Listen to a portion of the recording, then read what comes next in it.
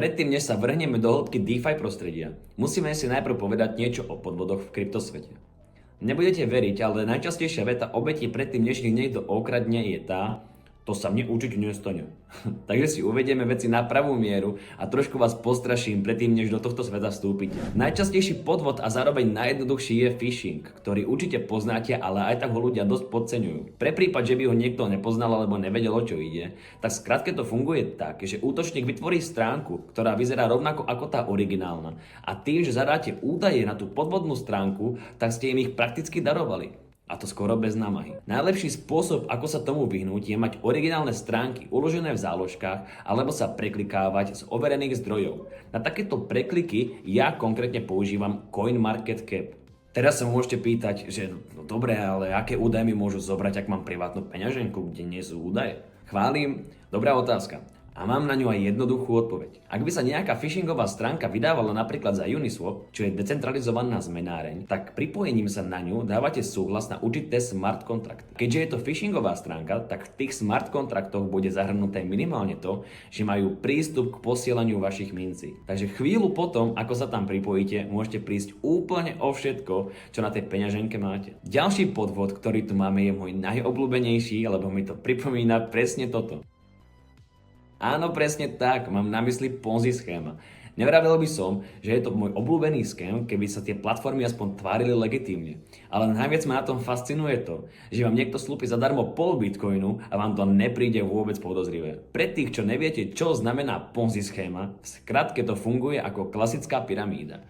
Ľudia nalákajú nových ľudí, ktorí tam vložia peniaze a tí pozvú zasa ďalších a takto ide ďalej a ďalej až do momentu, kedy sa už ľudia nedajú vyplácať, alebo do bodu, kedy si to tí, čo to vytvorili, povedia, že stačí. Ako spoznať Ponzi schéma?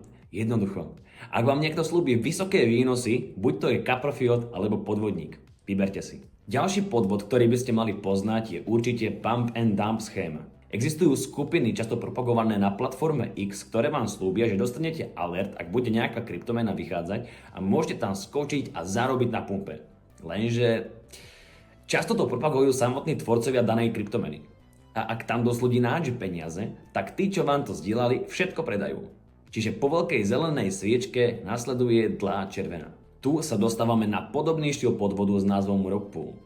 Ide o podobný princíp, ale s tým, že nie vždy sa tie kryptomeny pumpujú tak umelo ako v pump and dump. Tu jednoducho stačí vytrvať, a ak bude cena dostatočne vysoko, tvorcovia kryptomeny zoberú všetky mince z likvidného poolu, alebo sú niektorí, ktorí si na to spravia aj vlastnú zmenáreň, a stane sa to, že vy síce máte nakúpené a teoreticky aj zarobené, ale už to nepredáte, lebo nemáte žiadnu protistranu. Napríklad ma zaujal ešte taký cloud mining scam, ktorý vám tvrdí, že stačí vám poslať peniaze a vy nemusíte vlastniť žiadny miner a budete zarábať. Môže to fungovať ako Ponzi schéma, ale môže sa stať, že podvodníci nebudú vyplácať že absolútne nikoho. A v neposlednom rade si dávate pozor na falošné kryptopeňaženky, ktoré od vás jednoducho získajú či už kryptomeny alebo váš seed, ak si importujete už vytvorenú peňaženku. A keď sme u toho, napadol ma ešte jeden dosť sofistikovaný podvod.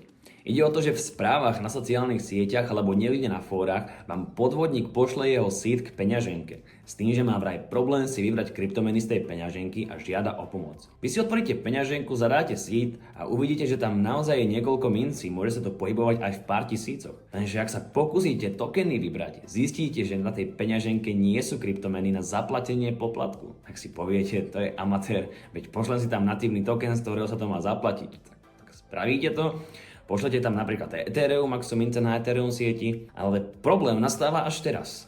Nejde vám to vybrať. A aký je dôvod? Ten podľa vás amatér používa multisig peňaženku, a to znamená, že na poslanie transakcie musíte transakciu schváliť na druhej peňaženke. A voilà, vy ste prišli o kryptomeny. O podvodoch by sme si tu mohli hovoriť aj týždeň v kuse. No ja som vám vymenoval tie za mňa najčastejšie. Takže si dávajte pozor a už teraz mi napíšte do komentára, o čom by ste chceli ďalšie video. Ja som Savko a dúfam, že sa vidíme u ďalšieho videa.